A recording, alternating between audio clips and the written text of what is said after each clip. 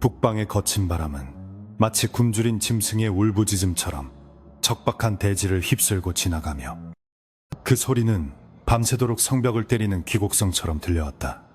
당나라 국경의 최북단, 세상의 끝이라 불리는 이곳 삭방의 겨울은 인간의 온기를 조금도 허락하지 않는 잔혹한 계절이었다. 하늘은 언제나 잿빛 구름으로 뒤덮여 있었고 태양조차 그 위세를 잃어버린 듯 희미한 빛만을 내리쬐고 있었다. 끝없이 펼쳐진 설원 위에는 앙상하게 말라비틀어진 고목들만이 기괴한 형상을 한 채 서 있었고 그 사이로 칼날 같은 바람이 불어올 때마다 눈보라가 일어 시야를 가렸다. 이곳 변방에 고립된 요새인 백암성의 성주 이풍 장군은 성루에 서서 핏발선 눈으로 지평선을 응시하고 있었는데 그의 갑옷은 오랜 세월의 흔적과 전투의 상흔으로 낡고 해져 있었다.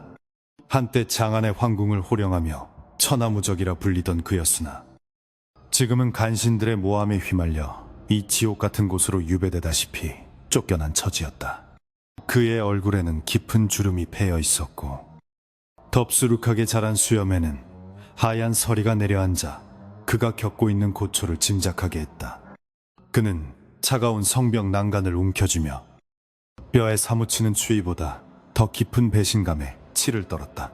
성 안의 상황은 그야말로 아비규환이나 다름없었는데 보급이 끊긴 지 벌써 2달이 넘어가고 있었기 때문이다.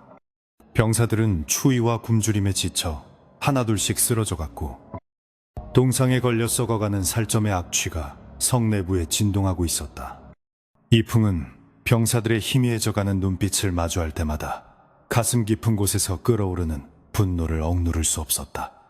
조정의 간신배들은 호의호식하며 따뜻한 비단 이불 속에서 뒹굴고 있을 터인데 조국을 위해 목숨을 바친 충신들은 이곳에서 짐승보다 못한 죽음을 맞이하고 있다는 현실이 그를 미치게 만들었다. 밤이 깊어지자 삭풍은 더욱 거세게 몰아쳤고 어둠 속에서 들려오는 정체불명의 소리들이 병사들의 공포심을 자극하기 시작했다. 그것은 단순한 바람소리가 아니었는데 마치 수천 마리의 늑대가 떼를 지어 울부짖는 듯한 섬뜩한 소리였다. 이풍은 본능적으로 허리춤에 검에 손을 올리며 어둠 속을 주시했으나 보이는 것은 칠흑 같은 어둠과 휘몰아치는 눈보라뿐이었다. 그는 이 지역에 떠도는 불길한 전설을 떠올렸는데 오래전부터 이곳 원주민들 사이에서는 북쪽의 깊은 산속에 인간의 피를 탐하는 고대의 악귀가 잠들어 있다는 이야기가 전해져 내려오고 있었다. 다음 날 아침 성문 밖을 정찰하던 병사가 끔찍하게 훼손된 시체로 발견되면서 막연했던 공포는 현실이 되었다.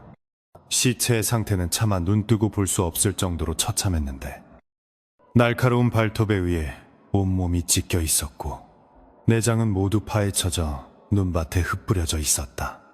이것은 인간의 소행도 그렇다고 일반적인 짐승의 소행이라고도 보기 힘든 기이한 흔적이었다. 이풍은 싸늘하게 식어버린 부하의 시신을 내려다보며 이를 갈았고 그의 눈빛은 슬픔을 넘어선 살기로 번들거리고 있었다. 그는 이것이 단순한 야생 짐승의 공격이 아님을 직감했다. 식량 창고는 바닥을 드러낸 지 오래였고 병사들은 쥐나 벌레는 물론이고 가죽 장화까지 삶아먹으며 간신히 목숨을 연명하고 있었다. 절망적인 상황 속에서 탈영병이 속출하기 시작했고 남은 병사들 사이에서도 동요가 일어났다. 부관이 떨리는 목소리로 장군님, 더 이상 버틸 수 없습니다. 차라리 성을 버리고 남쪽으로 후퇴해야 합니다라고 간곡히 호소했지만 이풍은 단호하게 고개를 저었다. 황명 없이 국경을 이탈하는 것은 곧 반역이며 그것은 그를 이곳으로 몰아넣은 간신들에게 핑곗거리를 줄 뿐이라는 것을 그는 누구보다 잘 알고 있었다. 그날 밤 이풍은 잠을 이루지 못하고 낡은 지도를 펼쳐놓고 전략을 구상하고 있었으나 도무지 살 길이 보이지 않았다. 밖에서는 흉노족의 기마대가 성 주위를 맴돌며 위협적인 함성을 지르고 있었고 그들의 횃불이 어둠 속에서 도깨비불처럼 일렁이고 있었다. 흉노족은 당나라 군대가 굶주림에 지쳐 스스로 무너지기만을 기다리며 포위망을 좁혀오고 있었다. 이풍은 주먹으로 탁자를 내리치며 자신의 무력함에 통탄했고 그의 손에서 흐르는 피가 지도 위의 산맥을 붉게 물들였다. 그는 승리가 아닌 그저 처절한 생존을 위해 무엇이라도 해야만 했다. 그러던 중 포로로 잡혀있던 늙은 흉노족 주술사 하나가 이풍에게 기이한 제안을 해왔다. 온몸에 기괴한 문신을 새긴 그 노인은 탁한 눈동자로 이풍을 꿰뚫어 보듯 응시하며 장군이여, 당신의 눈 속에는 늑대의 굶주림이 서려 있군요. 천산의 깊은 골짜기에 잠든 탐랑성의 사당을 찾아가시오. 그곳에는 당신이 원하는 힘, 아니 그 이상의 것을 줄 수 있는 존재가 기다리고 있습니다. 라고 속삭였다. 이풍은 헛소리라 치부하며 노인을 참수하려 했지만 칼을 들어 올린 순간 설명할 수 없는 기운에 압도되어 멈칫하고 말았다. 노인의 말은 이풍의 뇌리에서 떠나지 않았고 절망의 끝에 선 그에게 그것은 마치 악마의 달콤한 속삭임처럼 들려왔다. 며칠 후 흉노족의 대규모 공세가 시작되었고 백암성은 함락 직전의 위기에 처했다. 성벽이 무너지고 병사들이 도륙당하는 아비규환 속에서 이풍은 피눈물을 흘리며 결단을 내릴 수밖에 없었다. 그는 자신의 친위대 몇 명만을 이끌고 비밀 통로를 통해 성을 빠져나와 노인이 말했던 천산의 깊은 골짜기를 향해 말머리를 돌렸다. 그것은 생존을 위한 탈출이 아니라 금지된 힘을 얻기 위한 위험한 도박의 시작이었다.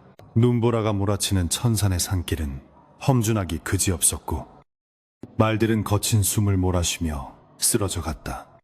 이풍과 그의 부하들은 살을 내는 추위와 싸우며 한 걸음 한 걸음 나아갔지만 자연의 위대함 앞에서 인간은 그저 나약한 존재일 뿐이었다. 부하들이 하나둘씩 동사하거나 벼랑 아래로 떨어져 목숨을 잃었지만 이풍은 뒤를 돌아보지 않았다. 그의 머릿속에는 오직 복수라는 두 글자만이 불타오르고 있었고 그 집념이 그의 얼어붙은 몸을 움직이는 유일한 원동력이었다. 그는 자신의 영혼을 팔아서라도 놈들에게 피해 대가를 치르게 하겠다고 맹세했다. 며칠을 헤맨 끝에 그들은 안개가 자욱한 기이한 협곡에 도달했는데 그곳은 바깥 세상과는 전혀 다른 분위기를 풍기고 있었다. 뼈처럼 하얀 나무들이 숲을 이루고 있었고 공기 중에는 비릿한 피냄새와 오래된 향냄새가 뒤섞여 묘한 역겨움을 자아냈다. 협곡의 입구에는 거대한 늑대의 머리뼈를 형상화한 바위가 서 있었는데 그 텅 빈 눈구멍이 마치 침입자들을 감시하는 듯했다. 이풍은 본능적으로 이곳이 금지된 땅임을 알았지만 망설임 없이 그 입구로 발을 들여놓았다. 협곡 깊숙한 곳으로 들어갈수록 기이한 현상들이 나타났는데 눈 위에 찍힌 발자국들이 저절로 사라지거나 허공에서 알 수 없는 속삭임이 들려왔다. 남은 부하들은 공포에 질려 장군님, 이곳은 저주받은 땅입니다. 돌아가야 합니다라고 애원했지만 이풍은 그들의 말을 무시했다. 그는 이미 돌아갈 곳이 없었으며 빈손으로 돌아가느니 차라리 이곳에서 악귀가 되어 죽는 편이 낫다고 생각했다. 그의 눈앞에는 오로지 복수의 일념만이 아른거렸고 이 성은 이미 마비된 지 오래였다. 마침내 그들은 깎아지른 절벽 아래 숨겨진 낡은 사당을 발견했는데 그곳은 세월의 풍파에도 불구하고 기이할 정도로 온전한 모습을 유지하고 있었다. 사당의 입구는 붉은 칠이 벗겨진 거대한 나무문으로 굳게 닫혀 있었고 문 위에는 철랑지묘, 델랑지묘라는 현판이 걸려 있었다. 문틈 사이로 흘러나오는 서늘한 기운이 이풍의 피부를 찔렀지만 그는 떨리는 손으로 문을 밀어 열었다. 삐걱거리는 소리와 함께 문이 열리자 칠흑 같은 어둠이 그들을 맞이했다. 사당 내부에는 수백 개의 촛불이 일렁이며 기괴한 그림자를 만들어내고 있었고 중앙에는 거대한 늑대 형상의 석상이 안치되어 있었다. 석상의 눈은 붉은 보석으로 박혀 있어 마치 살아있는 것처럼 번뜩였고 입에는 날카로운 송곳니가 드러나 있어 보는 이를 압도했다. 이풍이 석상 앞으로 다가가자 어둠 속에서 한 노파가 걸어 나왔다. 그녀는 눈이 멀어 있었지만 정확히 이풍을 향해 고개를 돌리며 피냄새를 풍기는 자가 왔구나. 무엇을 원하여 이 금지된 곳을 찾았는가? 라고 쉰 목소리로 물었다. 이풍은 노파의 기세에 눌리지 않으려 했으며 나는 힘을 원한다. 내 부하들을 죽이고 나를 이곳으로 내몬 놈들을 찢어 죽일 수 있는 힘을 원한다라고 외쳤다. 노파는 기괴한 웃음소리를 흘리며 그 힘은 공짜가 아니다. 네가 원하는 힘을 얻는 순간 너는 더 이상 인간으로 살 수 없을 것이다. 네 심장은 짐승의 것으로 바뀔 것이며 네 영혼은 영원한 갈증에 시달리게 될 것이다. 그래도 원하느냐? 라고 되물었다. 이풍은 잠시 침묵했지만 이내 결의에 찬 눈빛으로 고개를 끄덕였다. 상관없다. 복수만 할 수 있다면 내 영혼 따위는 얼마든지 내어주겠다. 노파는 고개를 끄덕이며 석상 아래에 놓인 낡은 상자를 열었는데 그 안에는 검붉은 액체가 담긴 잔이 들어있었다. 이것은 천년 묵은 늑대왕의 피다. 이것을 마시면 너는 인간의 껍질을 쓴 짐승이 될 것이다. 하지만 명심해라. 달이 차오르는 밤마다 너는 피의 대가를 치러야 할 것이다. 이풍은 떨리는 손으로 잔을 집어들었다. 비릿한 피 냄새가 코를 찔렀지만 그는 망설임 없이 잔을 입으로 가져갔다. 액체가 목구멍을 타고 넘어가는 순간 그의 몸속에서 뜨거운 불길이 치솟아 오르는 듯한 고통이 시작되었다. 그것은 단순한 고통이 아니었는데 마치 온몸의 뼈가 부서지고 다시 맞춰지는 듯한 끔찍한 감각이었다. 이풍은 비명을 지르며 바닥에 쓰러졌고 그의 몸은 기이하게 뒤틀리기 시작했다. 피부 밑에서 검은 털이 솟아나고 손톱은 날카로운 발톱으로 변해갔다. 그의 눈동자는 인간의 것이 아닌 짐승의 붉은 눈으로 변해갔고 입에서는 짐승의 거친 숨소리가 새어나왔다. 함께 온 부하들은 그 광경을 보고 공포에 질려 뒷걸음질 쳤지만 이미 늦은 상태였다. 사당 밖에서는 폭풍우가 몰아치며 하늘이 찢어질 듯한 천둥 소리가 울려 퍼졌고 이는 마치 새로운 괴물의 탄생을 알리는 서곡과도 같았다. 이풍의 의식은 점차 흐려져 갔고 그 빈자리를 채우는 것은 오로지 파괴와 사륙에 대한 본능뿐이었다. 그는 더 이상 이풍 장군이 아니었다. 그는 복수심에 불타는 늑대, 아니 그보다 더 사악한 존재로 다시 태어나고 있었다. 사당 안을 가득 채운 비명소리는 곧 짐승의 포효소리에 묻혀 사라졌고 그날 밤 천산의 골짜기에는 붉은 달이 떠올랐다. 다음날 아침 폭풍우가 지나간 자리는 고요했다. 사당 안에는 찢겨진 시체들과 피 웅덩이만이 남아있었고 이풍의 모습은 어디에도 보이지 않았다. 다만 눈 위에 찍힌 거대한 짐승의 발자국만이 성을 향해 이어져 있을 뿐이었다. 백암성으로 돌아가는 길. 그 발자국 주변에는 짐승에게 물어뜯긴 산짐승들의 사체가 즐비했다. 이제 전설 속의 악귀는 깨어났고 그 칼날은 흉노조뿐만 아니라 그를 배신한 당나라의 심장부를 향하고 있었다. 바람에 실려오는 피 냄새가 더욱 짙어지고 있었다. 차가운 눈밭 위에서 의식이 돌아왔을 때 이풍이 가장 먼저 느낀 것은 뼈를 깎는 듯한 추위가 아니라 전신을 휘감는 기이한 열기였다. 그는 천천히 눈을 떴고 흐릿했던 시야가 점차 선명해지며 세상이 이전과는 전혀 다른 모습으로 보이기 시작했다. 눈송이 하나하나의 결정체가 보일 정도로 시각은 예리해져 있었고 수십 리 밖에서 불어오는 바람소리조차 귓가에 속삭이는 듯 생생하게 들려왔다. 그는 자신의 손을 들어 올렸는데 겉모습은 여전히 인간의 손이었지만 그 안에는 짐승의 근육이 꿈틀거리는 듯한 폭발적인 힘이 내재되어 있음을 직감할 수 있었다. 그는 비틀거리지 않고 단번에 자리에서 일어났는데 마치 중력을 거스르는 듯한 가벼움이 온몸을 감쌌다. 간밤에 있었던 사당에서의 기억은 마치 꿈처럼 아득하게 느껴졌지만 입가에 남아있는 비릿한 피맛은 그 모든 것이 끔찍한 현실이었음을 증명하고 있었다. 그는 주위를 둘러보았고 눈밭에 흩뿌려진 부하들의 찢겨진 시신들을 발견했지만 기이하게도 아무런 슬픔이나 죄책감이 느껴지지 않았다. 그저 약한 개체가 강한 개체에게 먹힌 자연의 섭리처럼 당연하게 받아들여지는 자신의 냉혹한 심경 변화에 그는 스스로도 소스라치게 놀랐다. 그때 그의 뇌리 깊은 곳에서 낮고 굵은 목소리가 울려 퍼졌는데 그것은 인간의 언어가 아닌 짐승의 포효와도 같은 본능적인 울림이었다. 피를, 더 많은 피를 바쳐라. 그 목소리는 이풍의 이성을 갉아먹으며 끝없는 허기를 자극했고 그는 본능적으로 시선을 남쪽, 즉 전쟁터가 있는 백암성 방향으로 돌렸다. 그의 심장은 북소리처럼 거세게 뛰기 시작했고 혈관을 타고 흐르는 피는 마치 용암처럼 뜨겁게 끓어오르며 사륙에 대한 갈망을 부채질하고 있었다. 그는 이제 더 이상 과거의 패장 이풍이 아니었다. 이풍은 산을 내려가기 시작했는데 그의 움직임은 인간이라기보다는 설원을 달리는 늑대와 흡사했다. 깊게 쌓인 눈 위를 달려도 발자국이 거의 남지 않을 정도로 그의 보법은 경이로웠고 가파른 절벽을 맨손으로 오르내리는 모습은 기괴하기 짝이 없었다. 그는 자신의 신체 능력이 인간의 한계를 초월했음을 깨달았고 이 힘이라면 자신을 나락으로 떨어뜨린 적들을 모조리 도륙낼 수 있을 것이라는 확신에 찬 미소를 지었다. 하지만 그 미소는 인간의 것이라기엔 지나치게 잔혹하고 서늘했다. 한참을 달리던 중 그는 숲속에서 무언가의 기척을 느꼈고 즉시 걸음을 멈추어 숲의 그림자 속에 몸을 숨겼다.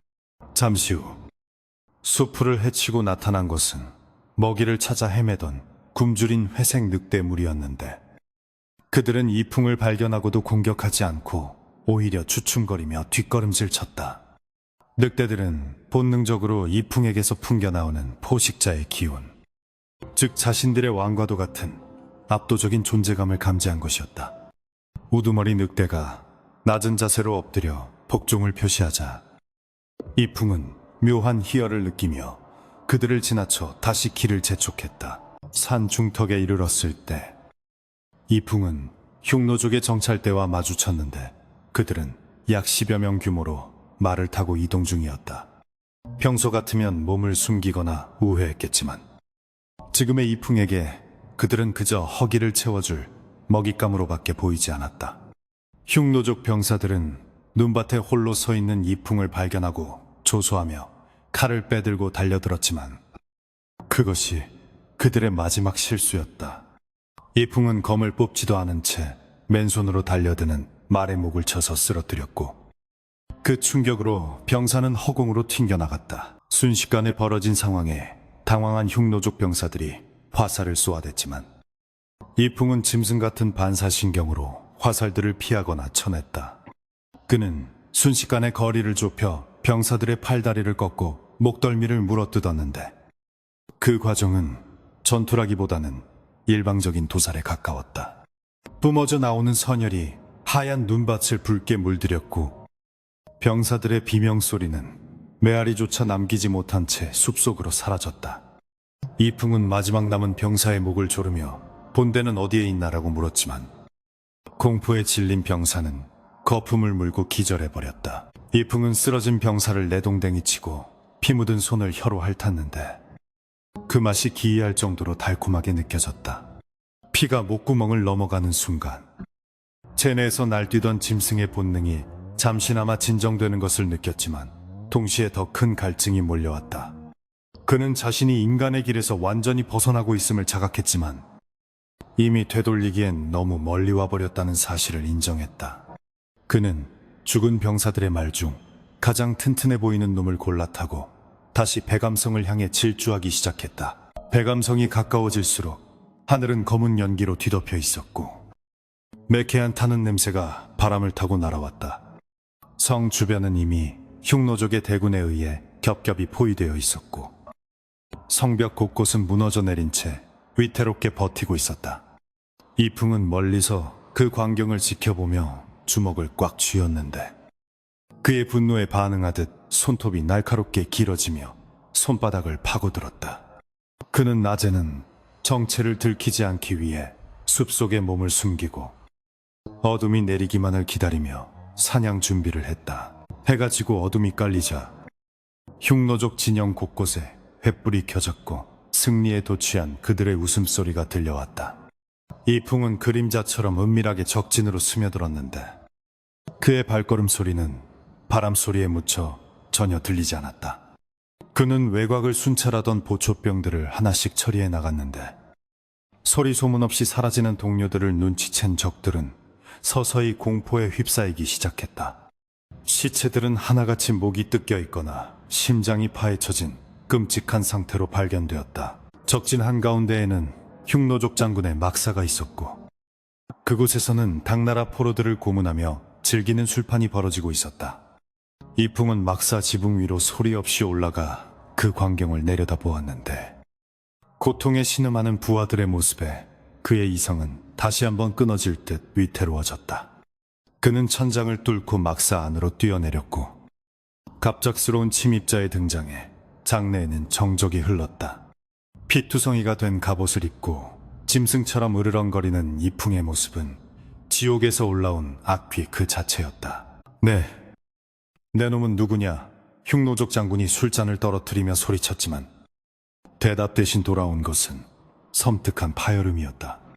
이풍은 눈 깜짝할 사이에 장군의 호위무사들을 찢어밟히고 장군의 목을 움켜쥐었다.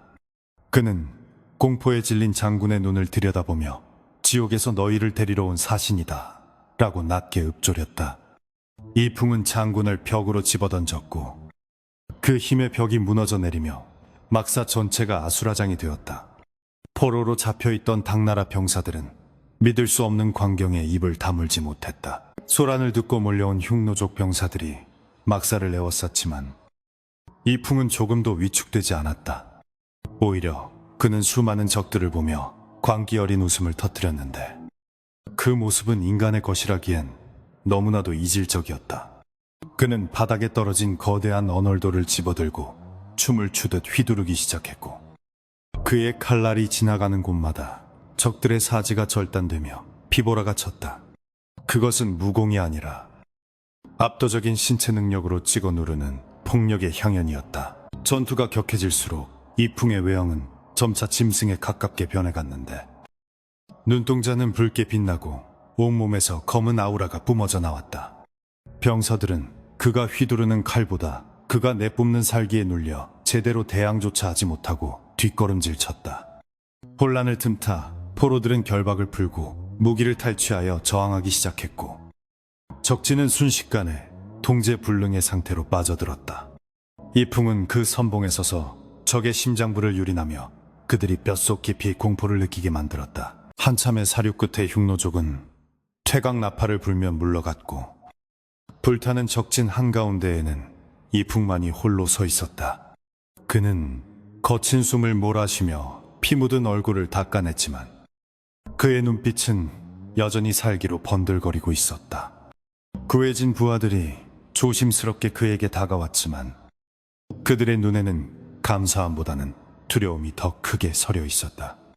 그들은 자신들을 구한 것이 존경하던 장군인지 아니면 사람의 가죽을 쓴 괴물인지 확신할 수 없었기 때문이다. 부관이 떨리는 목소리로 장군님, 괜찮으십니까?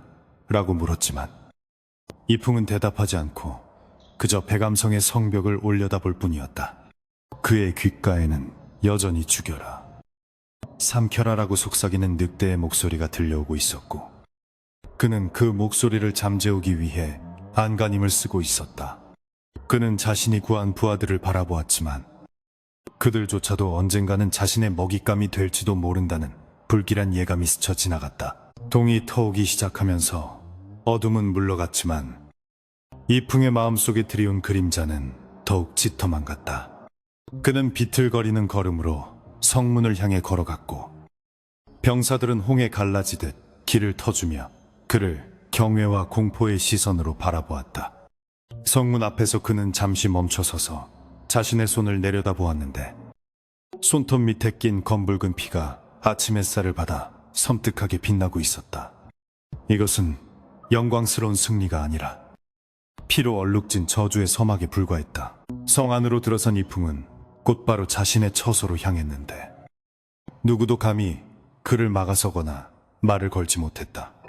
그는 거울 속에 비친 자신의 모습을 바라보았는데 거울 속의 사내는 낯선 눈빛으로 그를 노려보고 있었다. 그는 주먹으로 거울을 깨뜨려 버렸고 파편들이 바닥으로 흩어지며 그의 일그러진 얼굴을 수만 조각으로 비추었다. 이제 그의 안에서 인간 이풍은 점점 죽어가고 있었고 야수만이 발리를 틀고 앉아 주인을 집어삼킬 기회만을 엿보고 있었다. 밤이 되자 백암성의 병사들은 승리를 자축했지만 그 분위기는 무겁게 가라앉아 있었다. 누구도 어젯밤 적진에서 일어난 일을 입 밖으로 내지 않았지만 모두가 이풍 장군이 변했다는 사실을 알고 있었다. 이풍은 홀로 성루에 앉아 달을 바라보고 있었는데 차오르는 달을 볼 때마다 온몸의 피가 역류하는 듯한 고통과 쾌락을 동시에 느꼈다. 그는 자신이 치른 대가가 무엇인지 뼈저리게 실감하며 앞으로 다가올 운명의 밤들을 두려워하기 시작했다. 그때 어둠 속에서 한 그림자가 이풍에게 다가왔는데 그는 조종에서 파견된 감찰관의 밀정이었다. 밀정은 이풍의 변화를 눈치채고 몰래 그를 감시하고 있었던 것이다. 이풍은 뒤를 돌아보지 않고도 그의 존재를 감지하고 차갑게 웃었다. 쥐새끼가 한 마리 숨어 있었구나. 그의 목소리에는 더 이상 인간의 온기가 남아있지 않았다. 밀정은 공포에 질려 도망치려 했지만 이풍의 그림자가 순식간에 그를 덮쳤다.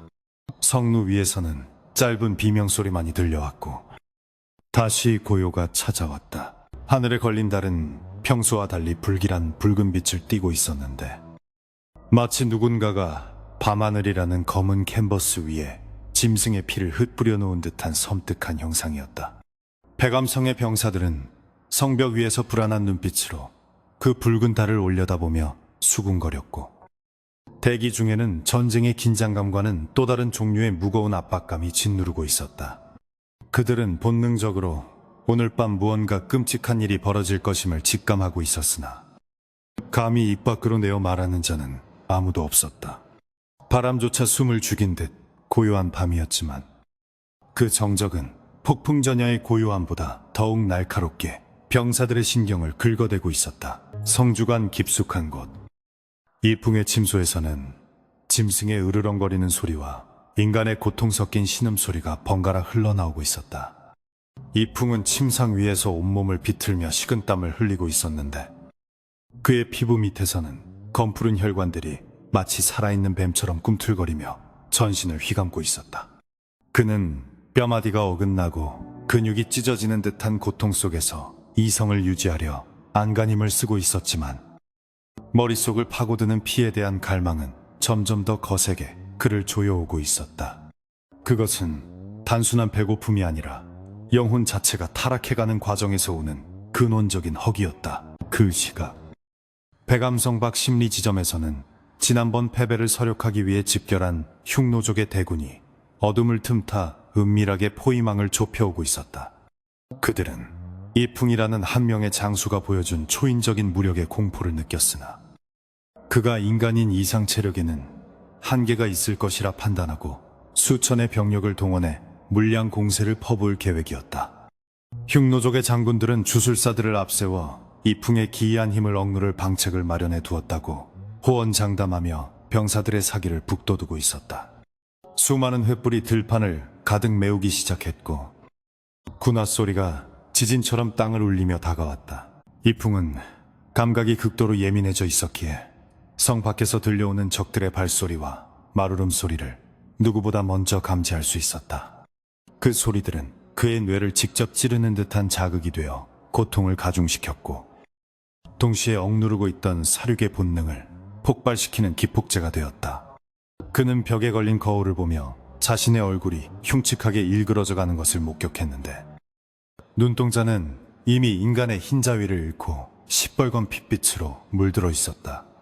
그는 괴로움에 몸부림치며 책상을 엎어버렸고 나무 탁자는 그의 손길 한 번에 산산조각이 나버렸다. 성벽 위의 파수병이 적의 습격을 알리는 나팔을 불자 고요했던 백암성은 순식간에 아수라장으로 변하며 전투태세에 돌입했다. 병사들은 허둥지둥 무기를 챙겨 성벽으로 달려갔지만 끝도 없이 밀려오는 적들의 규모를 확인하고는 절망감에 휩싸일 수밖에 없었다. 불화살이 비처럼 쏟아지며 성안 곳곳에 불길이 치솟았고 매캐한 연기와 비명소리가 밤하늘을 가득 채웠다. 성문은 거대한 충차의 공격을 받아 위태롭게 흔들리고 있었고 방어선이 뚫리는 것은 시간 문제로 보였다. 부관은 다급하게 이풍의 처소로 달려가 문을 두드리며 장군님 적의 대군이 몰려왔습니다. 어서 지휘를 해주셔야 합니다. 라고 외쳤으나 안에서는 아무런 대답도 들려오지 않았다. 대신 문틈 사이로 짐승의 거친 숨소리와 무언가가 부서지는 소리만이 들려올 뿐이었는데 부관은 등골이 서늘해지는 것을 느끼며 뒷걸음질 쳤다. 그 순간 방문이 종이장처럼 찢겨나가며 거대한 그림자가 튀어나왔고 부관은 그 충격에 튕겨나가 바닥에 나뒹굴었다. 연기 속에서 걸어나온 존재는 더 이상 그가 알던 이풍 장군이 아니었다. 그것은 인간의 형상을 하고 있었으나 키는 8척이 넘었으며 온몸은 검고 억센 털로 뒤덮여 있었고 손발에는 날카로운 갈고리 같은 발톱이 돋아나 있었다. 얼굴은 늑대와 인간이 뒤섞인 기괴한 모습으로 변해 있었는데 길게 찢어진 입 사이로 드러난 송곳니에서는 끈적한 타액이 뚝뚝 떨어지고 있었다. 괴물은 바닥에 주저앉은 부관을 붉은 눈으로 내려다보았지만 다행히 그를 공격하지 않고 곧바로 성벽 쪽을 향해 몸을 돌렸다. 부관은 공포에 질려 숨조차 제대로 쉬지 못한 채 그 뒷모습을 바라볼 수밖에 없었다. 성벽 위는 이미 흉노족 병사들이 사다리를 타고 올라와 난전이 벌어지고 있었고 당나라 병사들은 수적 열세에 밀려 하나둘씩 쓰러져 가고 있었다. 그때 벼락 같은 포효 소리가 전장을 뒤흔들며 모든 소음을 잠재워 버렸는데 그것은 인간의 성대에서 나올 수 있는 소리가 아니었다. 병사들과 적들이 동시에 소리가 난 곳을 쳐다보자 성루 꼭대기에 거대한 괴물이 붉은 달을 등지고 서 있는 모습이 보였다. 괴물은 잠시 전장을 내려다보는가 싶더니 망설임 없이 수십 미터 아래의 적진 한가운데로 뛰어내렸다. 괴물이 지면에 착지하는 순간 엄청난 충격파와 함께 주변에 있던 흉노족 병사 10여 명이 허공으로 튕겨나갔다. 이풍. 아니, 늑대 괴물은 곧바로 사륙을 시작했는데 그의 움직임은 눈으로 쫓을 수 없을 만큼 빨랐고 힘은 상상을 초월했다. 그가 팔을 한번 휘두를 때마다 갑옷을 입은 병사들의 몸이 두부처럼 잘려나갔고 발톱에 스친 말들은 내장을 쏟으며 쓰러졌다. 흉노족은 당황하여 창과 칼로 찔러보았지만 괴물의 가죽은 강철보다 단단하여 흠집조차 낼 수 없었다. 흉노족 주술사들이 나서서 불을 뿜고 저주를 퍼부었지만 괴물에게는 아무런 효과가 없었고 오히려 그의 분노를 자극할 뿐이었다. 괴물은 주술사들을 향해 짐승처럼 네 발로 달려들었고 순식간에 거리를 좁혀 그들의 머리를 치시겨버렸다. 주술사들이 죽자 흉노족 병사들은 정신적 지주를 잃고 혼란에 빠졌으며 괴물은 그 틈을 놓치지 않고 더욱 잔혹하게 그들을 유린했다. 전장은 순식간에 피바다로 변했고 적들의 비명소리는 괴물의 포효소리에 묻혀 들리지 않게 되었다. 성벽 위에서 이 광경을 지켜보던 당나라 병사들은 적들이 죽어나가는 모습에 환호성을 지르려 했으나 괴물의 잔혹함에 압도되어 입을 다물었다. 괴물은 적을 죽이는 것에 그치지 않고 쓰러진 적의 목덜미를 물어뜯어 피를 마시거나 사지를 찢어 허공에 던지는 등 엽기적인 행각을 벌이고 있었다. 그것은 전투가 아니라 일방적인 포식이자 사냥이었으며 그 모습을 본 아군들조차 등골이 오싹해지는 공포를 느꼈다. 그들은 저 괴물이 과연 자신들의 편인지 아니면 모두를 파멸시킬 재앙인지 확신할 수 없었다. 흉노족의 선봉장이 거대한 철퇴를 휘두르며 괴물에게 덤벼들었으나 괴물은 피하지 않고 철퇴를 한 손으로 받아내는 괴력을 선보였다. 선봉장의 눈이 경악으로 크게 뜨이는 순간 괴물의 다른 손이 그의 가슴을 뚫고 들어가 심장을 끄집어냈다. 괴물은 펄떡이는 심장을 손에 쥐고 하늘을 향해 포효했고 그 끔찍한 광경에 남은 흉노족 병사들은 무기를 버리고 도망치기 시작했다.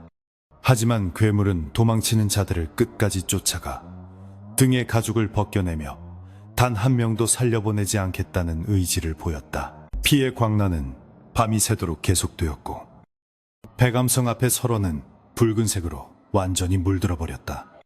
괴물은 지칠 줄 모르는 체력으로 적들을 도륙냈고 그의 몸은 적들의 피로 붉게 코팅되어 원래의 검은 털이 보이지 않을 지경이었다. 도망치다 지쳐 쓰러진 흉노족. 병사는 살려달라고 애원했지만 이성을 잃은 괴물의 귀에는 그저 먹잇감의 울음소리로만 들릴 뿐이었다. 괴물은 잔인하게 그의 목을 꺾어버리고는 다음 먹잇감을 찾아 번들거리는 눈동자를 굴렸다. 새벽이 다가오고 동쪽 하늘이 밝아오기 시작하자 붉게 빛나던 달은 서서히 빛을 잃어갔다. 괴물의 움직임도 조금씩 둔해지기 시작했고 폭발하던 광기도 차츰 가라앉는 듯했다. 괴물은 시체 더미 위에 우두커니 서서 떠오르는 태양을 바라보았는데 그 모습은 왠지 모를 쓸쓸함과 처절함을 담고 있었다. 그의 몸에서 솟아나던 검은 기운이 찾아들면서 거대했던 덩치가 줄어들고 털이 피부 속으로 스며들며 다시 인간의 모습으로 돌아오기 시작했다. 이풍은 피로 뒤덮인 채 시체 더미 속에서 정신을 잃고 쓰러졌고 한참 후 차가운 아침바람에 눈을 떴을 때 그는 극심한 두통과 함께 깨어났다. 그는 자신이 왜 이곳에 벌거벗은 채 누워있는지, 주변에 왜 이렇게 많은 시체가 있는지 잠시 혼란스러워했다. 하지만 입안 가득 고여있는 비릿한 피맛과 손톱 밑에 낀 살점을 발견하는 순간 간밤의 기억들이 파편처럼 떠오르며 그를 덮쳤다. 그는 구역질을 참지 못하고 헛구역질을 해대며 몸을 떨었다. 성문이 열리고 부관과 병사들이 조심스럽게 그에게 다가왔지만 누구도 감히 그를 부축하거나 말을 걸지 못하고 멀찍이서 둘러쌀 뿐이었다. 그들의 눈빛에는 경외심이나 존경심 대신 통제할 수 없는 맹수를 바라볼 때의 두려움과 혐오감이 뒤섞여 있었다. 이풍은 그들의 시선을 피하지 않고 마주 보았지만 그들 중 누구도 그의 눈을 똑바로 바라보지 못하고 고개를 돌렸다. 그는 자신이 이제 인간들의 세계에 속할 수 없는 존재가 되었음을 뼈저리게 실감했다. 이풍은 비틀거리며 일어나 시체 더미를 헤치고 성으로 향했는데 그의 발걸음 하나하나가 죄책감과 절망으로 무거웠다. 그는 자신이 지키고자 했던 것은 백성과 부하들이었지만 그들을 지키기 위해 자신이 괴물이 되어버렸다는 모순적인 상황에 비참함을 느꼈다. 바닥에 굴러다니는 잘려나간 머리들이 마치 그를 비웃는 듯했고 핏물 웅덩이에 비친 자신의 모습은 영락없는 악귀의 형상이었다. 그는 승리의 기쁨 대신 영혼이 썩어들어가는 듯한 고통을 안고 성 안으로 들어섰다. 성 안의 백성들은 이풍이 지나가자 겁에 질려 집 안으로 숨어들었고 아이들의 울음소리마저 뚝 그쳤다. 어제까지만 해도 그를 영웅이라 칭송하던 자들이었지만 이제는 그를 역병신보다 더 무서운 존재로 여기고 있었다. 이풍은 씁쓸한 미소를 지으며 자신의 처소로 돌아와 물통을 뒤집어 쓰고 몸에 묻은 피를 닦아냈지만 아무리 문질러도 피부에 베어버린 피냄새는 지워지지 않았다. 그는 거울 속에 비친 자신의 눈을 보며 물었다. 나는 과연 누구인가? 장수인가? 아니면 식인 짐승인가? 그날 오후 조정에서 승전보를 듣고 황제의 칙사가 도착할 것이라는 전갈이 왔다. 이풍은 그 소식을 듣고도 아무런 감흥을 느끼지 못했는데 이미 그의 마음속에는 더 큰 어둠이 자리 잡고 있었기 때문이다. 그는 자신이 저지른 사륙이 황제에게 보고된다면 어떤 결과가 초래될지 알고 있었지만 한편으로는 차라리 죽음으로써 이 저주를 끝내고 싶다는 생각도 들었다. 하지만 그의 심장 속에 깃든 늑대의 영혼은 그가 죽는 것을 허락하지 않을 것이며 더 많은 피를 요구할 것임을 그는 본능적으로 알고 있었다. 밤이 되자 이풍은 다시 찾아올 허기를 두려워하며 지하 감옥의 가장 깊은 곳으로 들어갔다. 그는 스스로를 쇠사슬로 묶고 부관에게 무슨 일이 있어도 어떤 소리가 들려도 문을 열어주지 마라 라고 엄명을 내렸다. 어둠 속에서 홀로 남겨진 그는 다가오는 밤을 기다리며 몸을 웅크렸지만 그의 귓가에는 벌써부터 다음 사냥을 재촉하는 늑대의 속삭임이 들려오고 있었다. 너는 피를 원한다. 너는 살점을 원한다. 그 목소리는 이풍의 의지를 조금씩, 그러나 확실하게 갉아먹고 있었다. 백암성의 승전보는 파발마의 굽소리를 타고 천리길을 달려 당나라의 심장부인 장안 정안에 당도했고, 황제는 친히 조서를 내려 이풍을 수도로 소환했다. 폐허가 된 성벽 위에서 직사가 낭독하는 황제의 교지는 이풍을 북방의 수호신이라 칭송하며 대장군의 직위를 하사한다는 내용을 담고 있었지만, 그 화려한 미사여구는 이풍의 귀에 그저 공허한 메아리처럼 들릴 뿐이었다. 그는 무릎을 꿇고 조서를 받들면서도 마음속 깊은 곳에서는 끓어오르는 냉소를 감출 수 없었는데, 그를 사지로 내몰았던 자들이 이제 와서 그의 궁을 치하한다는 사실이 역겨웠기 때문이다. 그의 손은 황금빛 두루마리를 쥐고 있었으나 그 손톱 밑에는 아직 씻겨나가지 않은 적들의 검붉은 핏자국이 희미하게 남아있었다. 장안으로 향하는 귀경길은 이풍에게 개선장군의 영광스러운 행렬이 아니라 자신의 정체를 숨겨야 하는 고통스러운 인내의 시간이었다. 화려한 가마와 호위 병사들에 둘러싸여 있었지만 이풍은 밤마다 찾아오는 끔찍한 갈증과 싸워야 했고, 날카로워진 청각은 수행원들의 심장 박동 소리마저 천둥처럼 크게 들리게 만들었다. 그는 가마의 창을 굳게 닫고 어둠 속에 웅크린 채 자신의 내면에서 날뛰는 짐승을 쇠사슬로 묶어두기 위해 안간힘을 썼다. 하지만 수도에 가까워질수록 사람들의 냄새와 도시의 소음은 더욱 강렬하게 그의 신경을 자극했고, 늑대의 본능은 이곳이 새로운 사냥터임을 직감하고 있었다. 마침내 장안의 거대한 성문이 열리고 이풍의 행렬이 들어서자 수만 명의 백성들이 거리로 쏟아져 나와 환호성을 지르며 꽃가루를 뿌렸다. 색색의 깃발이 나부끼고 악공들이 연주하는 승전가는 도시를 가득 채웠지만 이풍의 눈에는 그 모든 것이 기이하게 왜곡되어 보였다. 백성들의 목덜미에서 펄떡이는 혈관이 선명하게 보였고, 그들이 뿜어내는 땀 냄새와 채취는 역겨우면서도 동시에 참을 수 없는 식욕을 자극했다.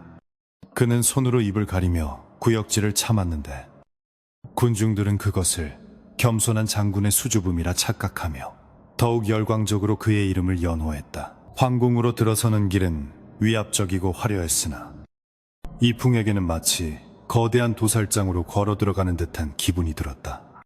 붉은 기둥과 황금기와로 장식된 궁궐은 권력의 정점을 상징했지만 그 이면에는 수많은 음모와 피냄새가 배어 있다는 것을 그는 누구보다 잘 알고 있었다. 대전 앞에 이르자 그는 갑옷을 정제하고 심호흡을 하며 흐트러진 짐승의 기운을 갈무리하려 애썼다. 그러나 그의 눈동자는 순간순간 붉은 빛을 띠며 번득였고, 그림자는 태양의 위치와 상관없이 기이하게 길게 늘어져 마치 그를 집어삼킬 듯 꿈틀거리고 있었다. 황제는 옥좌에 앉아 계단 아래 엎드린 이풍을 내려다보며 흡족한 미소를 지었고, 만조백관들은 겉으로는 축하의 말을 건네면서도 눈빛으로는 경계심을 드러내고 있었다. 특히 이풍을 북방으로 유배 보냈던 주동자인 병부상서 왕지는 창백해진 얼굴로 억지 미소를 짓고 있었는데, 이풍은 그의 심장이 공포로 인해 미친 듯이 뛰고 있음을 감지할 수 있었다. 왕진의 목덜미에서 풍기는 식은땀, 냄새와 비릿한 공포의 향기는 이풍의 사리를 부채질했고, 그는 당장이라도 달려가 그 가느다란 목을 물어뜯고 싶은 충동을 억누르느라 주먹을 꽉 쥐어야 했다. 황제는 이풍에게 하사품으로 보검과 비단을 내리고 그를 호국 대장군에 봉하며 경의 안전을 책임지도록 명했다. 그대의 용맹이 하늘을 찌르고 적들의 간담을 서늘케 했으니 짐은 그대를 믿고 천하를 평안케 하려 한다. 라는 황제의 말에 이풍은 성은이 망극하옵니다라고 대답했지만 그 목소리는 쇠를 긁는 듯 거칠고 낮았다. 신료들은 그의 목소리에서 느껴지는 기이한 위압감에 흠칫 놀라며 몸을 움츠렸고, 왕지는 이풍과 눈이 마주치자마자 황급히 고개를 돌리며 식은땀을 닦아냈다. 이풍은 그 비겁한 모습을 보며 입꼬리를 비틀어 섬뜩한 미소를 지었다. 그날 밤 황궁에서는 이풍을 환영하는 성대한 연회가 열렸고 산의 진미와 최고급 수리 상다리가 휘어지도록 차려졌다. 모이들은 하늘하늘한 옷을 입고 춤을 추며 연회장에 흥을 돋웠지만 이풍은 앞에 놓인 고기 요리를 보며 구역질을 느꼈다. 익힌 고기 냄새는 그에게 썩은 내처럼 느껴졌고 술은 밍밍한 맹물 같아서 도무지 목으로 넘어가지 않았다. 그는 주위의 권유에 못 이겨 억지로 술잔을 비웠지만 속에서는 타는 듯한 갈증이 계속해서 피를 요구하며 아우성치고 있었다. 그의 눈은 자꾸만 살이 통통하게 오른 관료들의 목덜미로 향하고 있었다. 연회가 무르익어갈 무렵 술에 취한 왕진이 비틀거리며 이풍에게 다가와 술잔을 건넸다. 이 장군, 지난날의 오해는 잊고 앞으로 잘 지내봅시다. 변방에서 고생이 많았으니 이제 부귀영화를 누려야 하지 않겠소. 왕진의 뻔뻔한 태도와 역겨운 술 냄새는 이풍의 인내심을 한계까지 몰아붙였다. 이풍은 왕진이 건넨 술잔을 받아들고는 소나귀에 힘을 주어 가루로 만들어버렸고 흘러내리는 술이 왕진의 비단옷을 적셨다. 왕진이 놀라 소리치려던 순간 이풍은 그에게만 들릴 정도로 낮은 목소리로 속삭였다. 내 부하들의 핏값은 비단옷 따위로 갚을 수 있는 게 아니다. 목을 씻고 기다려라. 이풍은 연회장을 빠져나와 차가운 밤 공기를 들이마시며 열을 식히려 했지만 이미 깨어난 야성은 쉽게 가라앉지 않았다. 장안의 밤거리는 화려한 등불로 불야성을 이루고 있었지만 이풍의 눈에는 모든 것이 붉은 필터를 낀 것처럼 핏빛으로 보였다. 그는 자신의 저택으로 돌아가는 대신 어둠이 짙게 깔린 뒷골목으로 발걸음을 옮겼다. 달빛이 구름에 가려지자 그의 몸에서 우두둑거리는 소리와 함께 변이가 시작되었고 인간의 이성은 짐승의 본능 아래로 빠르게 침몰해갔다. 장안의 밤은 이제 사냥터로 변하고 있었다. 다음 날 아침 장안은 끔찍한 소문으로 발칵 뒤집혔는데 병부상서 왕진의 최측근인 이부시랑이 자신의 집 정원에서 처참한 시체로 발견되었기 때문이다. 시신의 상태는 맹수에게 습격당한 듯 형체를 알아볼 수 없을 정도로 훼손되어 있었고 내장은 모두 파헤쳐져 정원수 위에 널려 있었다. 포교들이 출동하여 현장을 조사했지만 범인의 흔적은 거대한 짐승의 발자국 몇 개뿐이었고 그 발자국은 담장을 넘어 어디론가 사라져 있었다. 사람들은 산에서 내려온 곰이나 호랑이의 소행이라 수군거렸지만 경험 많은 포교들은 그것이 일반적인 짐승의 소행이 아님을 직감하고 공포에 떨었다. 이풍은 자신의 침소에서 깨어나 피투성이가 된 손과 옷을 발견하고 절망적인 탄식을 내뱉었다.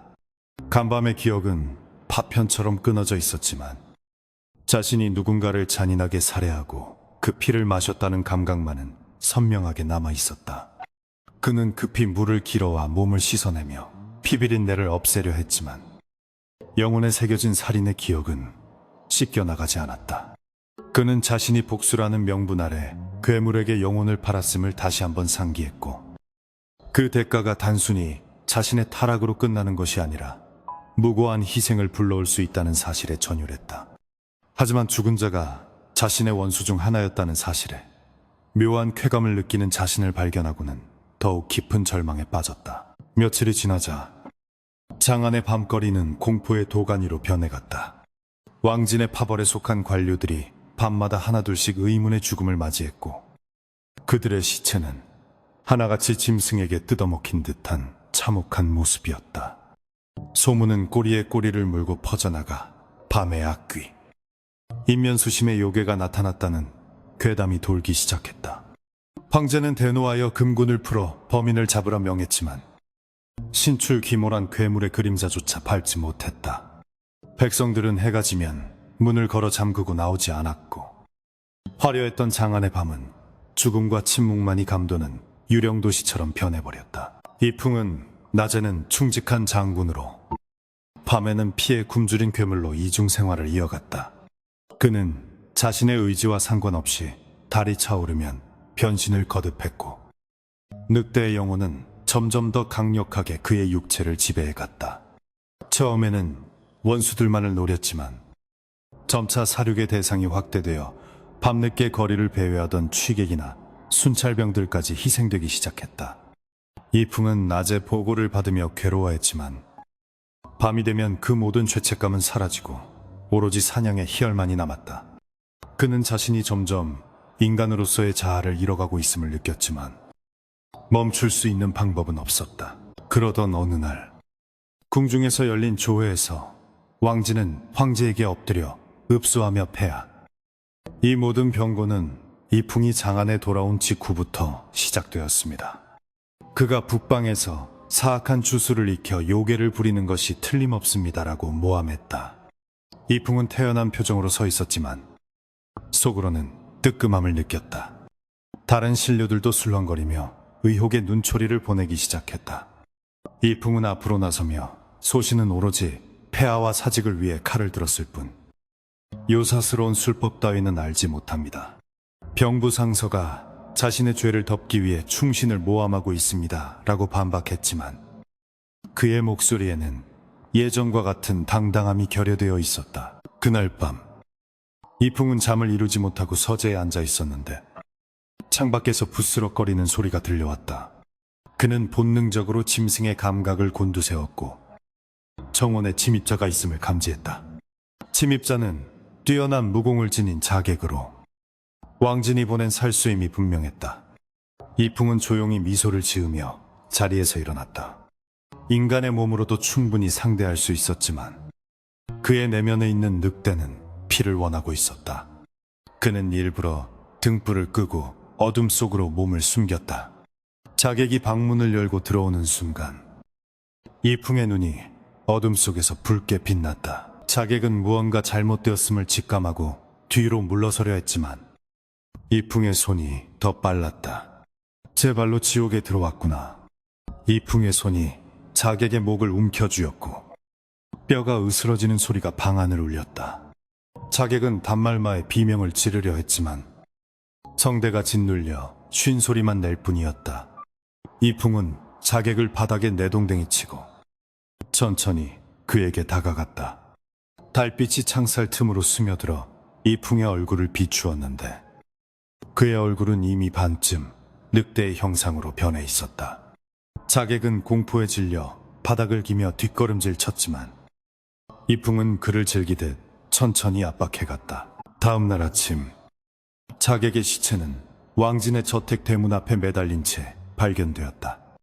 시체의 가슴에는 인과응보, 인고잉보라는 글자가 칼로 새겨져 있었고 그 잔혹함에 왕진은 기절초풍하여 쓰러졌다. 이 사건으로 인해 조정은 발칵 뒤집혔고 이풍에 대한 의심은 확신으로 변해갔다. 하지만 증거가 없었기에 누구도 섣불리 그를 체포할 수 없었다. 이풍은 점점 더 대담해지고 있었고 그의 복수는 이제 단순한 살인을 넘어 공포를 통한 지배로 나아가고 있었다. 이풍은 자신의 저택 지하에 비밀스러운 공간을 만들고 그곳에 자신을 가두기 위한 거대한 쇠창살을 설치했다. 그는 다가올 보름달의 밤을 두려워하고 있었다. 보름달이 뜨면 늑대의 힘은 절정에 달하고 인간으로서의 이풍은 완전히 사라질 것이기 때문이다. 그는 부인에게 내가 밤에 지하로 내려가면 무슨 소리가 들려도 절대로 문을 열지 마시오라고 신신당부했다. 그의 아내는 남편의 변해버린 모습과 밤마다 들려오는 짐승의 울음소리에 불안해하면서도 눈물을 머금고 고개를 끄덕였다. 그녀는 남편이 겪고 있는 고통의 실체를 알지 못했지만 그가 무언가와 처절하게 싸우고 있다는 것만은 느낄 수 있었다. 마침내 보름달이 뜨는 밤이 찾아왔다. 이풍은 지하 감옥에 스스로를 가두고 쇠사슬로 몸을 묶었다. 달빛이 환기구를 통해 들어오자 그의 몸은 격렬하게 반응하기 시작했다.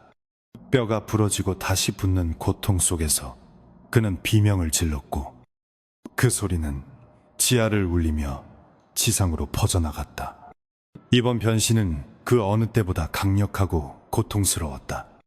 늑대의 영혼이 인간의 육체를 완전히 찢고 나오려는 듯 날뛰었고 이풍의 의식은 촛불처럼 위태롭게 흔들렸다. 지하 감옥 안에서 짐승의 포효 소리가 울려 퍼졌고 쇠사슬이 팽팽하게 당겨지며 끊어질 듯한 소리를 냈다.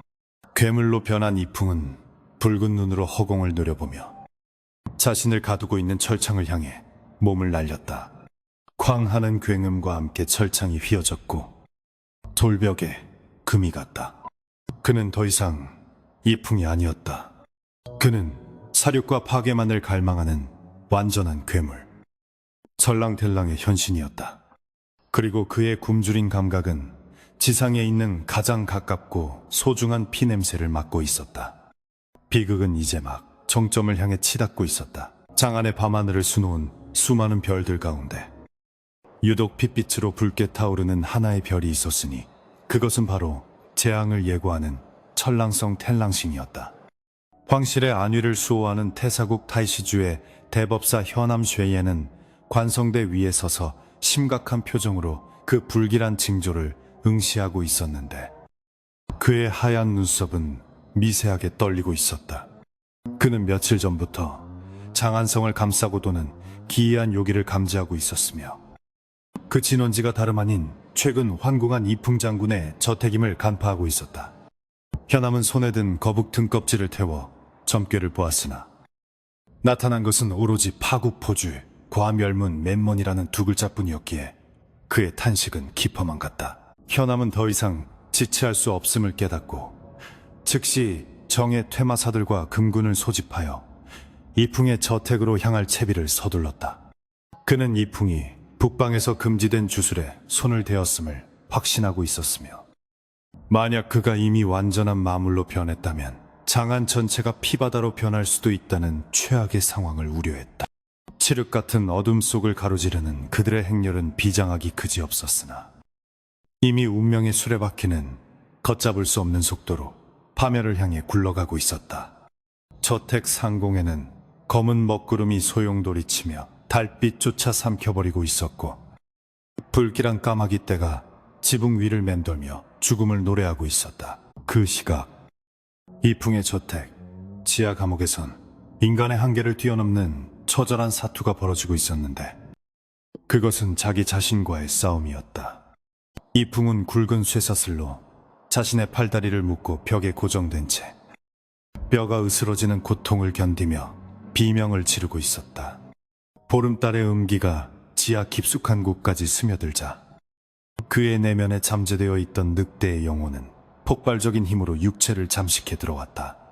혈관이 터질 듯 부풀어 오르고 근육이 비정상적으로 팽창하면서 강철 같던 쇠사슬조차 엿가락처럼 휘어지기 시작했고 이풍의 입에서는 인간의 언어가 아닌 짐승의 으르렁거림이 터져나왔다. 지상에 있는 이풍의 아내 유씨 부인은 남편이 며칠째 지하 서재에 틀어박혀 나오지 않는 것을 걱정하며 불안에 떨고 있었다.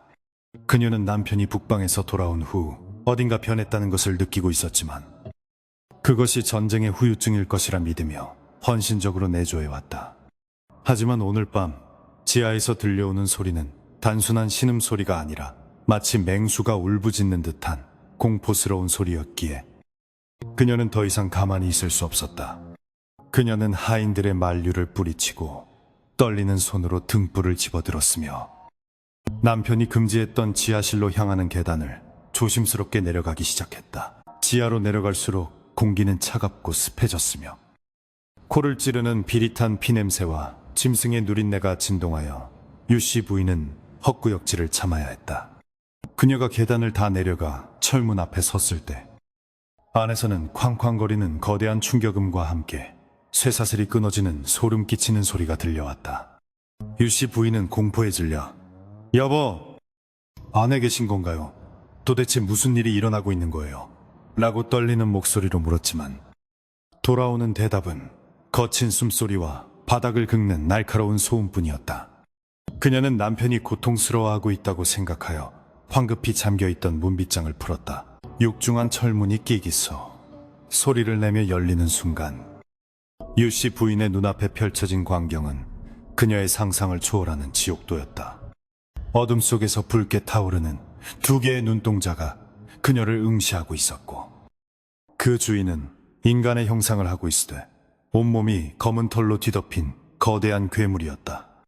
괴물은 끊어진 쇠사슬을 주렁주렁 매단 채 거친 숨을 몰아쉬고 있었는데 입가에는 끈적한 침이 흘러내리고 있었고 손에는 날카로운 발톱이 흉기처럼 번뜩이고 있었다. 유씨 부인은 너무나 큰 충격에 비명조차 지르지 못하고 그 자리에 얼어붙어 등불을 떨어뜨렸다. 등불이 바닥에 떨어져 깨지면서 불길이 번졌고 그 순간적인 빛에 괴물의 얼굴이 선명하게 드러났다. 그것은 분명 남편 이풍의 이목구비를 하고 있었으나 그 표정에는 인간으로서의 이성과 감정은 단 한 조각도 남아있지 않았다. 오로지 사륙에 대한 굶주림과 파괴, 본능만이 가득 찬 야수의 얼굴이었다. 이풍, 아니 철랑은 눈앞에 나타난 여인을 아내가 아닌 제 발로 찾아온 먹잇감으로 인식했다. 그의 콧구멍이 벌렁거리며 여인에게서 풍기는 향긋한 공포의 냄새와 따뜻한 피냄새를 맡았고 이성은 완전히 마비되어 본능만이 그를 지배했다. 여보, 당신 왜 그러는 거예요?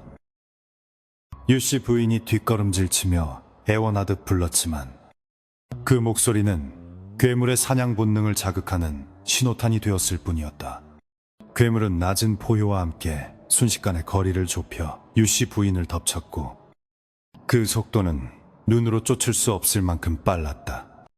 유씨 부인의 비명은 지하 감옥의 벽에 부딪혀 메아리 쳤지만 이내 끔찍한 파열음과 함께 뚝 끊어지고 말았다.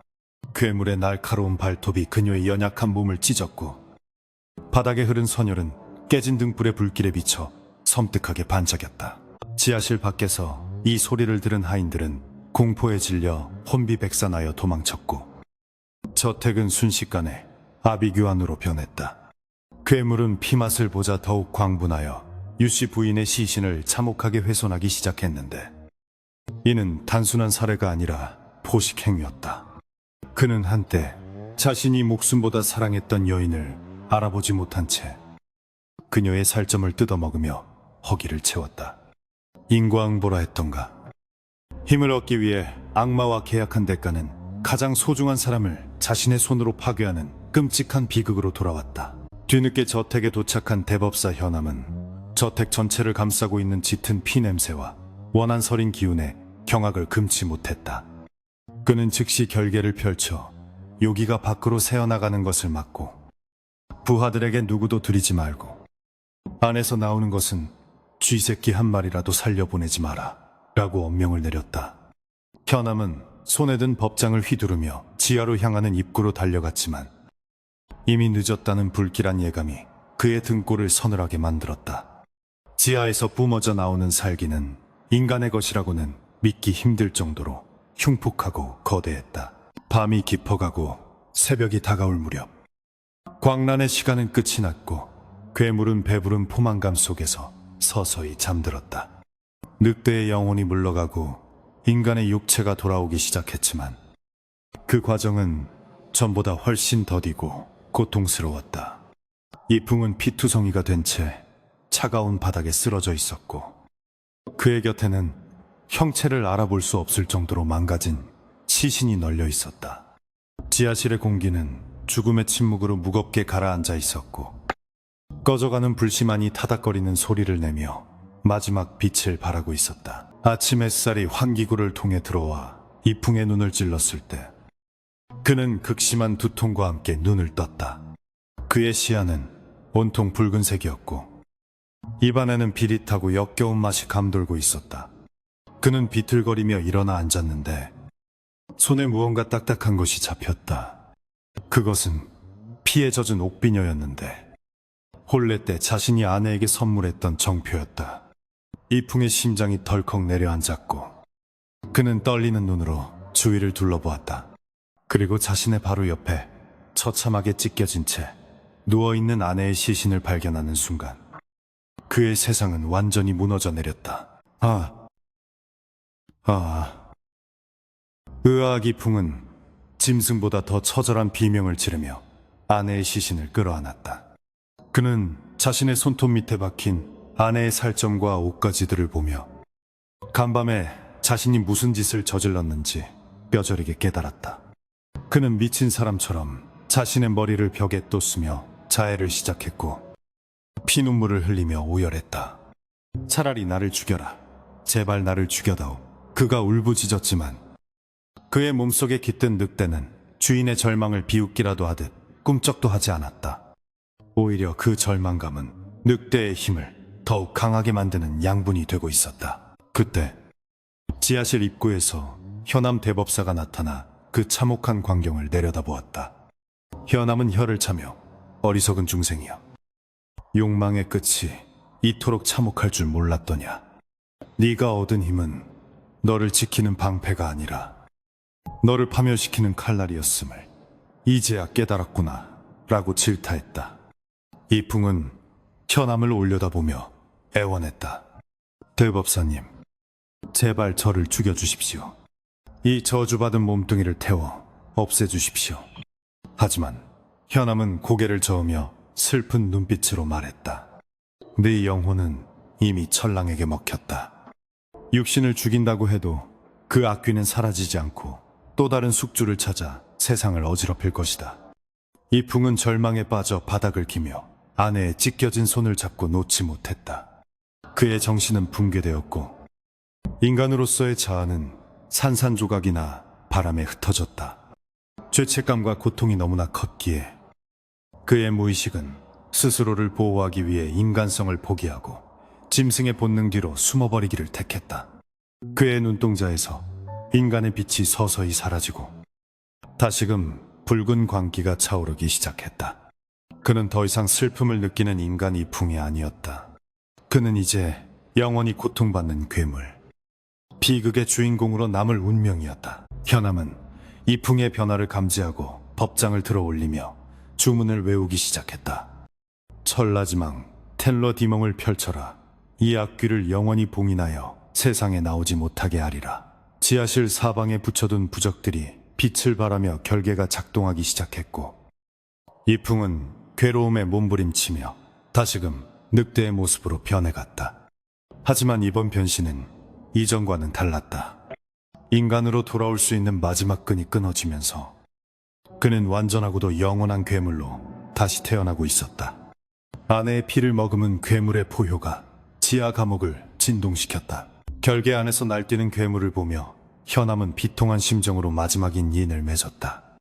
이것은 이풍을 죽이는 것이 아니라 그를 산채로 돌 속에 가두어 영원한 시간 동안 자신의 죄를 뉘우치게 만드는 형벌이었다. 하지만 현암은 알고 있었다. 이 괴물은 언젠가 봉인이 약해지는 날 반드시 다시 깨어나 세상에 피에 피를 뿌릴 것임을.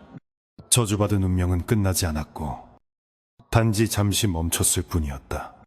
이풍의 마지막 인간으로서의 눈물 한 방울이 바닥에 떨어져 핏물과 섞이며 돌이킬 수 없는 비극의 막이 내리고 있었다. 피비린내가 진동하는 저택의 지하 감옥은 더 이상 광란하는 야수를 가두어 둘 수 있는 우리가 아니었으며 폭발하는 요기는 지상의 모든 것을 파괴할 기세로 끓어오르고 있었다. 이풍의 육체를 완전히 잠식한 철랑텔랑의 악령은 아내의 피로 목을 죽인 뒤 더욱 강력해진 힘을 과시하며 지하실을 지탱하던 석조 기둥들을 종이장처럼 부러뜨리기 시작했다. 건물이 무너져 내리는 굉음과 함께 흙먼지가 하늘로 치솟았고 그 혼란의 중심에서 거대한 그림자가 튀어나와 장안의 밤하늘을 향해 포효했다. 그것은 단순한 짐승의 울음소리가 아니라 지옥의 밑바닥에서 울려 퍼지는 저주와 원망의 절규였으며 그 소리를 들은 모든 생명체는 본능적인 공포에 사로잡혀 몸을 떨었다. 괴물은 파괴된 저택의 잔해 위에 우뚝 서서 붉은 눈으로 황궁이 있는 북쪽을 응시했는데 그곳에서 뿜어져 나오는 황제의 기운이 그의 파괴 본능을 자극했기 때문이다. 인간 이풍으로서의 기억은 이미 산산조각이나 흩어졌지만 그의 깊은 무의식 속에 남아있는 권력에 대한 증오와 복수심은 괴물의 행동을 이끄는 유일한 이정표가 되었다.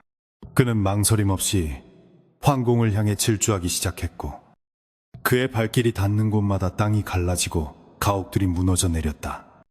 장안의 백성들은 지진이 난 줄 알고 집 밖으로 뛰쳐나왔다가 지붕 위를 날아다니는 거대한 괴물을 목격하고는 비명을 지르며 혼비백산하여 도망쳤다.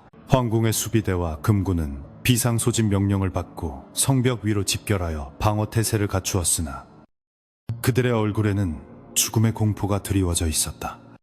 멀리서부터 다가오는 검은 요기는 마치 거대한 해일처럼 압도적이었고 그 속에 서려 있는 살기는 수백 명의 역전의 용사들조차 주눅들게 만들기에 충분했다. 금군 대장은 떨리는 목소리로 화살을 쏴라. 저 괴물이 성벽에 접근하지 못하게 막아라 라고 고함쳤지만 빗발치듯 쏟아지는 불화살들은 괴물의 강철 같은 가죽에 튕겨나갈 뿐 아무런 타격도 주지 못했다. 괴물은 오히려 화살비를 즐기듯 온몸으로 받아내며 성벽을 향해 몸을 날렸다. 육중한 성문이 괴물의 일격에 부서져 나가며 나무 파편들이 사방으로 튀었고 이를 지탱하던 수십 명의 병사들은 그 충격에 의해 피를 토하며 날아갔다. 황궁 안으로 난입한 괴물은 눈앞에 보이는 모든 것을 파괴하며 전진했는데 화려한 전각들과 정원수들이 그의 손길 한 번에 흉물스러운 폐허로 변해버렸다. 병사들이 창과 칼을 들고 덤벼들었으나 그들은 괴물의 먹잇감조차 되지 못하고 무참히 찢겨나갔다. 붉은 선열이 황궁의 바닥에 깔린 하얀 대리석을 적시며 흐르는 광경은 마치 지상에 강림한 생지옥을 연상케 했다. 그때 황궁의 가장 깊은 곳인 대전 앞 광장에서 수십 명의 도사들이 거대한 진법을 펼치고 기다리고 있었는데 그 중심에는 대법사 현암이 엄숙한 표정으로 서 있었다. 현암은 괴물이 다가오자 손에 든 법장을 땅에 내려 찍으며 네 이놈 천도 텐더를 거스르고 인간의 도리를 저버린 악귀야. 오늘 이곳이 내 놈의 무덤이 될 것이다 라고 일갈했다. 현암의 호령과 함께 도사들이 일제히 주문을 외우기 시작했고 광장 바닥에 미리 그려놓았던 거대한 부적들이 황금빛으로 빛나며 결계가 작동했다. 하늘에서는 천둥이 치고 땅에서는 기이한 진동이 울리며 괴물의 발을 묶었다. 이풍의 육신을 입은 천랑은 결계 안에 갇히자 고통스러운 비명을 지르며 날뛰었는데 결계에서 뿜어져 나오는 신성한 기운이 그의 사악한 요기를 태워버리고 있었기 때문이다. 괴물은 결계를 찢기 위해 안간 힘을 썼으나 보이지 않는 사슬들이 그의 팔다리를 토차매며 점점 더 강하게 조여왔다. 현암은 이마에 맺힌 땀을 닦을 새도 없이 계속해서 진원을 읊조리며 괴물을 압박했고 다른 도사들도 피를 토할 정도로 기를 쏟아부으며 결계를 유지했다. 이것은 단순한 무력의 싸움이 아니라 인간의 의지와 악마의 본능이 충돌하는 영적인 전쟁이었다. 괴물은 자신의 힘이 억제되자 더욱 광폭해져 입에서 검붉은 화염을 토해냈고 그 불길은 결계의 일부를 녹이며 도사들을 위협했다. 몇 명의 도사가 화염에 휩싸여 비명을 지르며 쓰러졌고 결계의 한쪽이 약해지자 괴물은 그 틈을 타 탈출을 시도했다. 하지만 현암은 물러서지 않고 자신의 손가락을 깨물어 피를 낸 뒤 허공에 붉은 부적을 그리며 최후의 수단인 천라지망 텐라디망을 발동시켰다. 하늘의 그물과 땅의 그물로 내 놈의 영혼까지 가두리라. 현암의 외침과 함께 하늘에서 거대한 빛의 그물이 내려와 괴물을 완전히 덮어버렸다. 빛의 그물에 갇힌 괴물은 뼈가 부러지는 듯한 끔찍한 소리를 내며 바닥에 쓰러졌고 그물은 점점 수축하며 괴물의 움직임을 완벽하게 봉쇄했다. 괴물은 짐승의 포효와 인간의 비명이 섞인 기이한 소리를 내지르며 최후의 발악을 했지만 대자연의 기운을 빌린 천라지망의 위력 앞에서는 무력할 뿐이었다. 현암은 떨리는 다리를 지탱하며 괴물에게 다가갔다. 그의 눈에는 괴물의 모습 뒤에 숨겨진 고통받고 있는 이풍의 슬픈 영혼이 보였다. 장군이여, 이제 그만 쉬게나. 비록 늦었지만 이것이 자네를 구원할 유일한 길일세. 현암은 품에서 봉인석 봉인시이라 불리는 검은 옥도를 꺼내 괴물의 이마에 박아 넣었는데 그 순간 괴물의 움직임이 뚝 멈추며 온몸이 딱딱하게 굳어지기 시작했다. 털로 뒤덮였던 피부는 거친 돌의 질감으로 변해갔고 붉게 타오르던 눈동자는 광채를 잃고 차가운 보석처럼 굳어버렸다. 혈관을 흐르던 뜨거운 피는 식어서 돌가루가 되었고 펄떡이던 심장은 영원히 멈추지 않을 고통을 품은 채 석화되었다. 괴물의 비명소리는 점차 잦아들더니 마침내 거대한 돌덩어리가 되어 광장 한복판의 기괴한 형상으로 남게 되었다. 모든 것이 끝난 후 황제는 창백하게 질린 얼굴로 대전 밖으로 나와 석상으로 변한 괴물을 내려다보았다. 한때 자신이 총애했던 장군이자 자신을 위협했던 악몽의 실체를 목격한 황제의 눈에는 복잡한 감정이 서려 있었다. 신료들은 괴물의 석상을 부수어 가루로 만들어야 한다고 주청했으나 현암은 고개를 저으며 만류했다.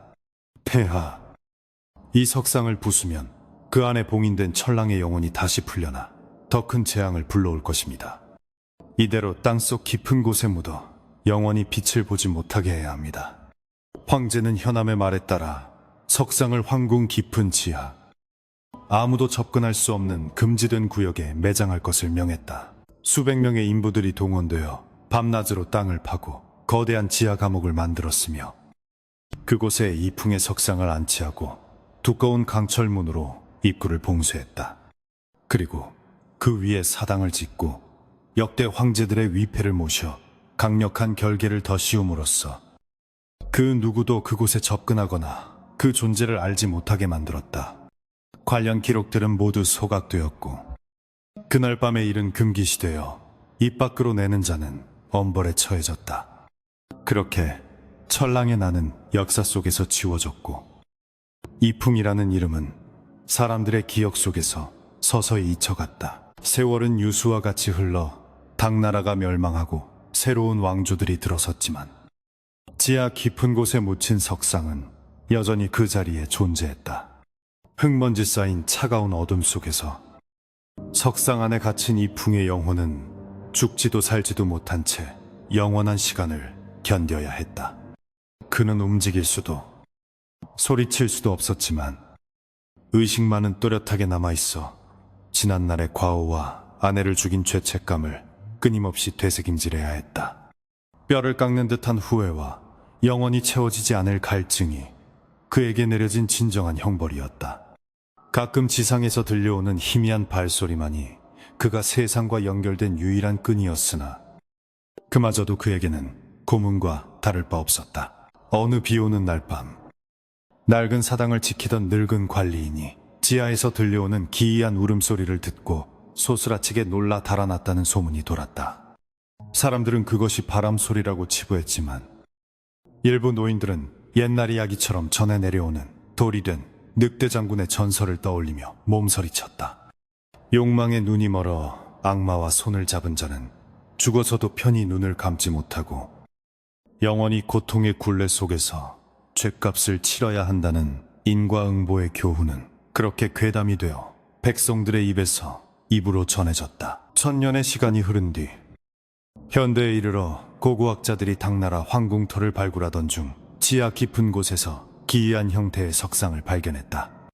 반인반수의 형상을 한 그 석상은 보는 이로 하여금 알 수 없는 공포와 슬픔을 느끼게 만들었다.